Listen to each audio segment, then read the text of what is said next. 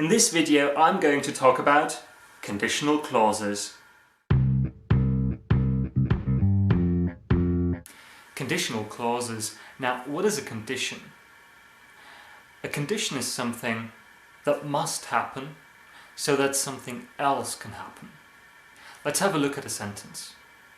If we run, we will catch the bus. Running is the condition. So you have to run.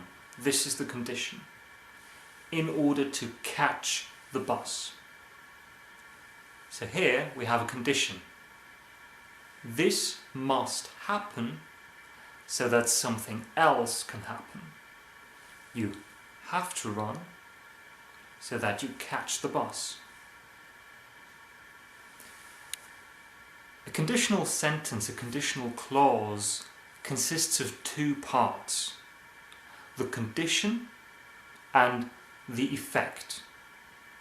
The first part, the condition, is part of the if clause, and the second part, the effect, is part of the main clause.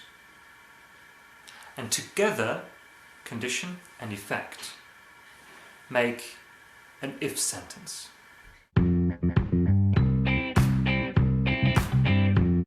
Either the condition or the effect can come at the beginning of a sentence. So you can say, if we run, we will catch the bus. Or you can say, we will catch the bus if we run. If you decide that the condition comes first, then you need a comma after the if clause. If you put the effect first, you do not need a comma.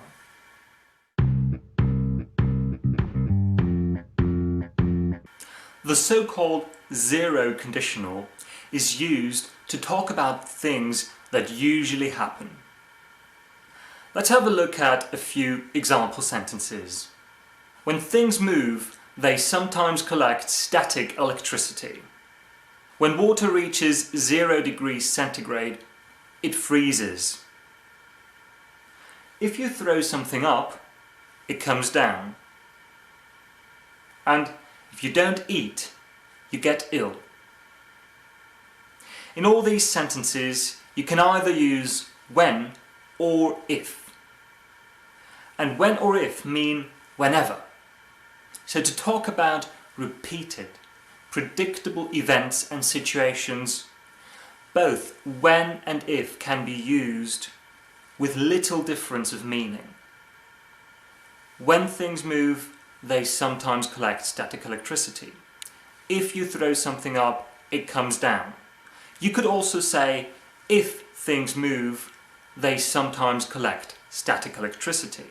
Or, when you throw something up, it comes down.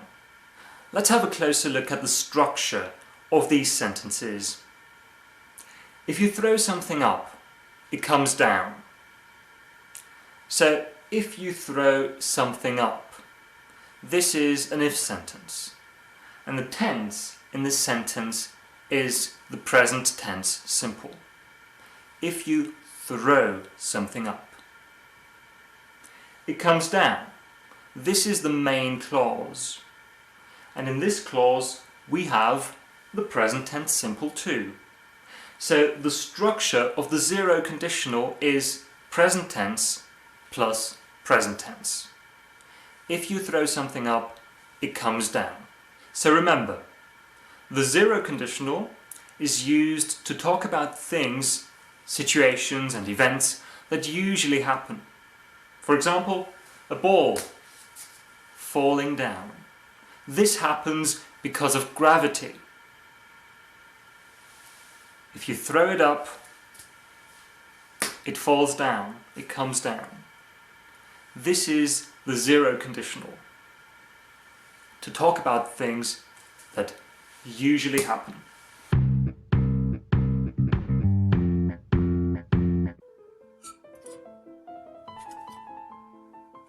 Where's the jacket I'm looking for? If you don't hurry up, we will be late. Yes, I'm coming. The next type of conditional clause I'm going to talk about is the first conditional. Now this type is also referred to as if sentence 1.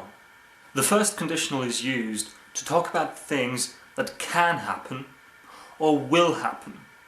Let's have a look at a few examples. If he practices more, he will pass his driving test. I will enjoy my stay in Malta if the people there are nice. And if you don't hand in your homework in time, your teacher will get very angry. The structure of all three sentences is the same. Let's focus on the first one. If he practices more, he will pass his driving test. The first part is the if clause. It contains the condition. If he practices more. So this is our condition. What is the effect of this condition? It's he will pass his driving test. So if he practices more, he will pass his driving test. In the first part, in the if clause, you use the present tense simple. In the second part, you use the will future. Will plus the first form of the verb. Will pass, for example. The zero conditional was about things that usually happen. The first conditional was about things that will or can happen in the future.